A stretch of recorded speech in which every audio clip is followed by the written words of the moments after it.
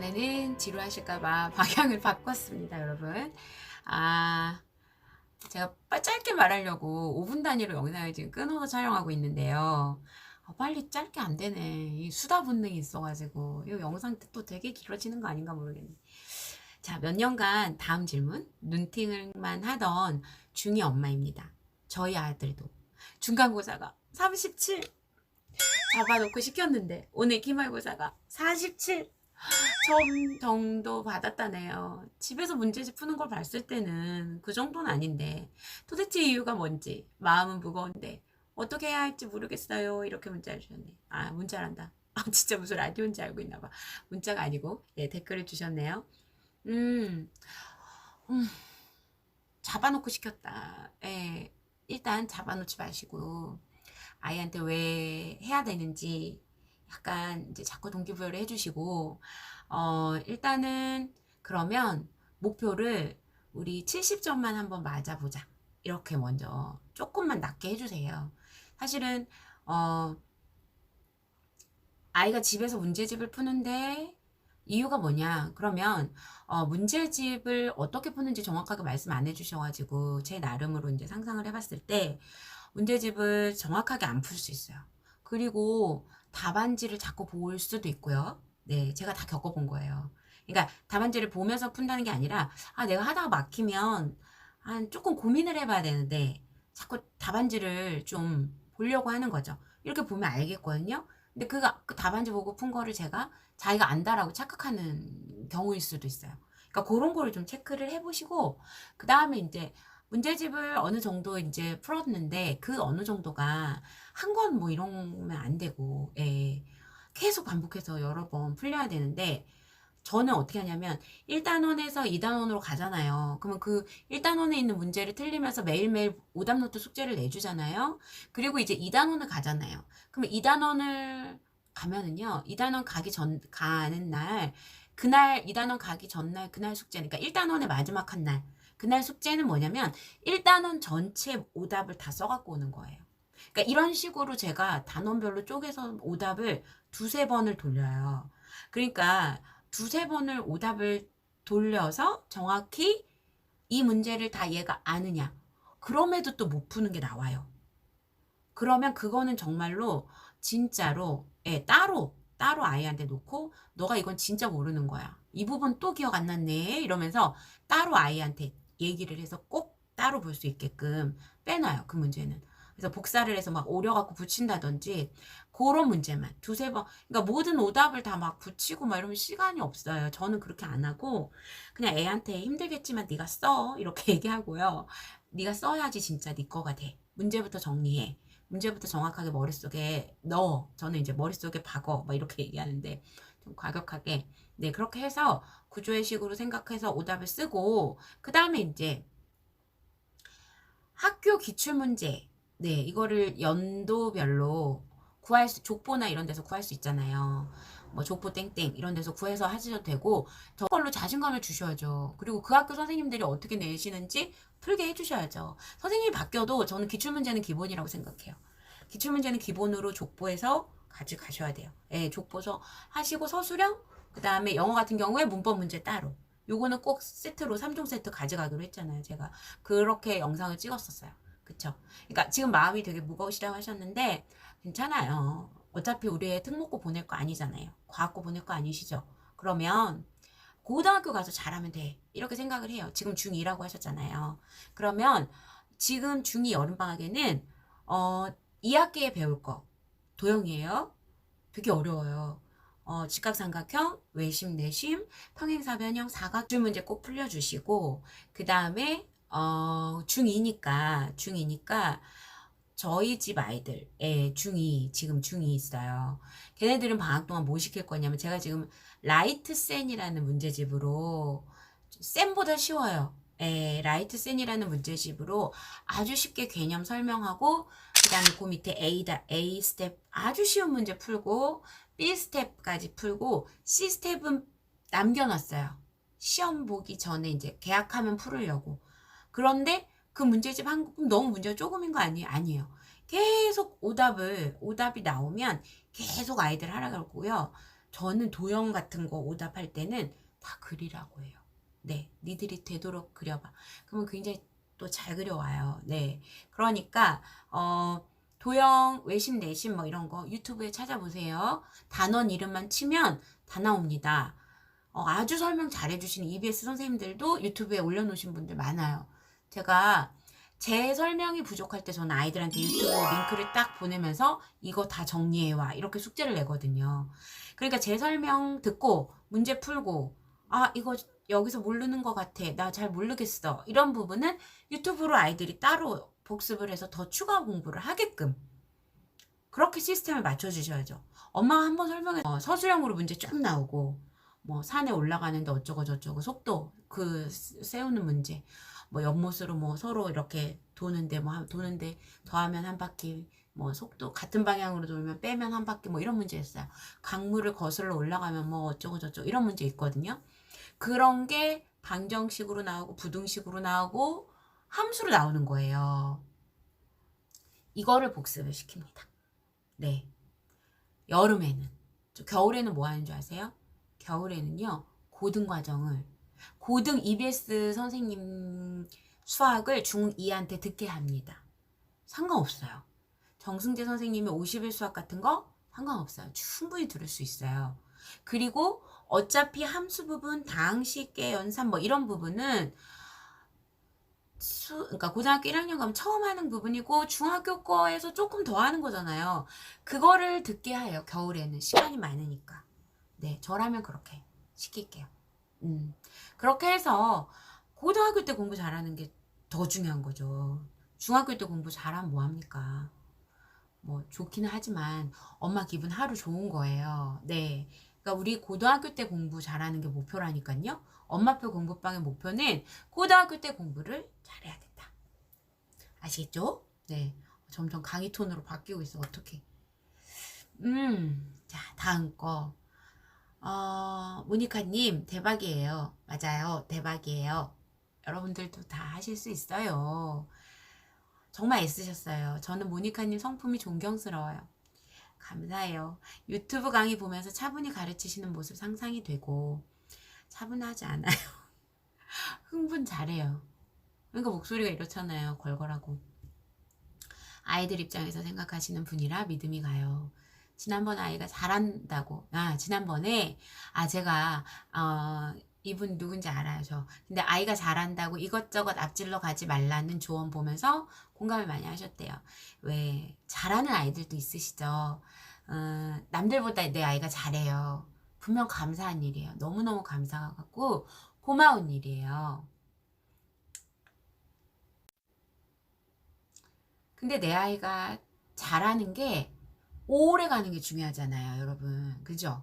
그럼 내 아이가 잘하는 게 오래 가는 게 중요하면 그거를 지속하시려면 내 아이랑 관계가 더 중요해요. 네. 그러니까 내 아이가 잘하게끔 오래오래 가게끔 해주시려면 너무 많은 걸 시키지 마세요. 그리고 내 아이가 잘한다고 해서 너무 많이 이 아이와 이렇게 뭐라고 할까 여기까지도 가도 될 거야. 너는 그래도 잘할 거야. 이러지 마세요. 아이가 하는 만큼만 앞질러 가지 마시고요. 아이가 하는 만큼만 엄마가 조금만 뒤따라 가주세요.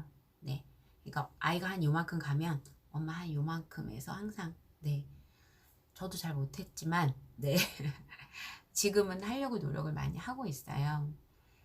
그러니까 아무리 좋은 과외 선생님도 제 아이가 실수를 자꾸 하게 되면 안 맞는 거잖아요. 그러니까 아무리 좋은 것도 내 아이 안 맞으면 다 아니에요. 그러니까 선생님이 너무 잘하셔서 앞서가셔서 내 아이가 못 따라가는 걸 수도 있잖아요. 그러니까 내 아이를 절대 이렇게 앞질르실 생각하지 마시고 아이한테 너 이거 해봐 저거 해봐 막 이러지 마시고 아이가 지금 잘하고 있으니까 너무너무 고마워 라고 늘상 얘기하시고 요만큼만 요대로만 우리 계속 가자 이렇게 얘기해 주시면 아이가 부담감이 없어야 더 공부 잘합니다. 여러분 아시겠죠? 잘하셨어요. 모니카님, 저는 이 부분을 잘 못하겠어요. 동기부여하는 멘트. 음, 제가 아까 이거는 말씀드렸죠? 뭔가를 시킬 때 왜 해야 되는지, 다른 지역 아이들은 어느 정도인지. 근데 다른 아이들하고 비교하시는 거는 좀 아이한테 반발이 좀 있을 수 있어요. 걔네는 걔네고 난 나야. 막 이렇게 얘기하시는데, 그러니까 멀리 얘기를 해주세요. 어차피 너가 고등학교를 가면 전국에 있는 모든 아이들과 경쟁을 하는 게 수능이다.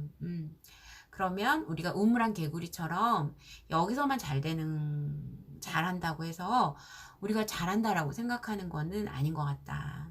그러니까 너는 지금 이만큼 해오고 있어서 정말 고마운데 우리가 좀 멀리 보면 여기서 조금 더 깊이 있는 공부가 필요하다라고 얘기해 주시고 유튜브를 같이 보세요. 네. 왜 그런 성공 신화 아이들 많이 있잖아요. 네. 저도 오늘 아침에 보고 되게 위안받은 유튜브 있거든요. 그러니까 그런 유튜브 동영상 이용하셔서 아이한테 그냥 슬쩍 보내세요. 너무 자주 보내면 또 애가 안 봐. 네, 그쵸? 애가 안 보니까 슬쩍 보내주시고, 네. 저녁에 밥 먹으면서, 그거 혹시 봤어? 이러면서, 그런 얘기들 나누면서, 네. 늘상 공부 얘기하지 마시고요. 차로 왔다 갔다 하면서 제발 공부 얘기하지 마세요. 제 얘기하는 거예요. 예, 공부 얘기만 하지 말고 애들 일상을 물어보세요. 남자친구, 여자친구 물어보시고 학교에서 오늘 무슨 일 있었냐 물어보시면서 웃긴 일에는 같이 막 웃어주시고 예, 그런 걸 더 좋아하죠 아이들은. 오케이? 네. 아, 신문 읽기 이제 거의 마지막이에요. 신문 읽기 어떻게 하면 좋냐? 제가 요새 이제 영어 신문 읽기 하잖아요. 그걸 왜 다시 시작했냐면, 제가 방학 때만 되면, 약간 그런 아이들 왜 방학 과제 형태로 초등학생들이 낼 수 있도록 저는 좀 준비를 해주는 편이에요. 부모님들이 뭐 부탁하신 건 아닌데, 제가 초등학교 때 그랬거든요. 방학 숙제 내는 게 사실 일이었어요. 네. 그래서 방학 숙제가 일이었기 때문에 방학 때 하는 걸 숙제화해서 내자. 네, 요런 거예요. 근데 제가 그랬기 때문에 어머님들도 다 그러면 좋으실 것 같아서 일단 프린트들을 이렇게 묶어서 나중에 제본해서 낼 수 있게끔 해주는 거, 네, 뭐 파일화해서 해주는 거, 뭐 이런 것들, 요런 걸 좀 하고 있는데 그래서 이제 요새 신문도 올리고 그러는데 이제 그 저희 집에 오는 초딩 친구는 영어를 잘해요. 네, 제 기준에 잘해요. 네, 제 기준에.